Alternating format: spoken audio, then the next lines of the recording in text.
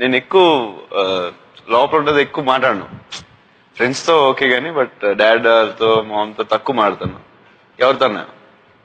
But ఆయన ఎప్పుడు maybe ఆయన ఎక్స్పీరియన్స్ పెద్దనాన్న గారితో ఉండో, హీరోనో, లేకపోతే ఆయన మనసు వాటెవర్, చాలా తక్కువలో ఐ బ్లింక్ తో ఇది ఇక్కడ ఇప్పుడు టెన్షన్ లో ఉన్నాడు, ఇప్పుడు ఇది ఉన్నాడు అని ఆయన మొత్తం సెటప్ చేసి పెట్టేవారు. అది చాలా మిస్ అవుతాను. ఆయన అంటే ఏమైనా చెప్పిన తర్వాత చేయడం వేరు, ఏమీ చెప్పకుండా ఆలోచించి చేయడం.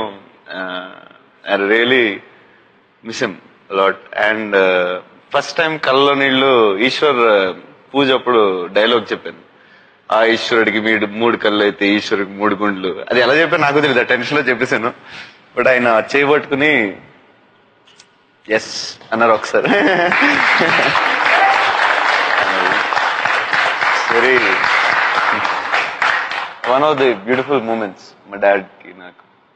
అండ్ లాస్ట్ నాకు తెలీదు ఆయన ఫాదర్ ఎప్పుడు పోతారు ఎవరికి తెలియదు కదా.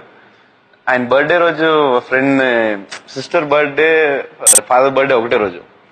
మా ఫ్రెండ్ అడిగాను, వంశీని ఏం చేద్దాం, అరే ఏదో చేద్దాం రా, ఇద్దరు బర్త్డే ఒకసారి కార్స్ కొనిరా. సిస్టర్ కి ఫాదర్ కి ఒకటేసారి కార్ కొనిచ్చాం.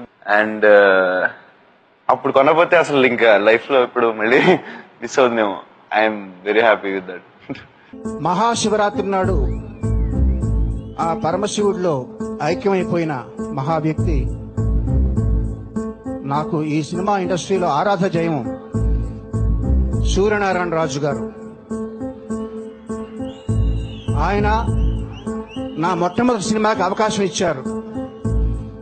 అప్పటి నుంచి నా ప్రయాణం వాళ్ళ అబ్బాయి నటించిన, ప్రభాస్ నటించిన బాహుబలి వరకు ఇంతవరకు వచ్చింది.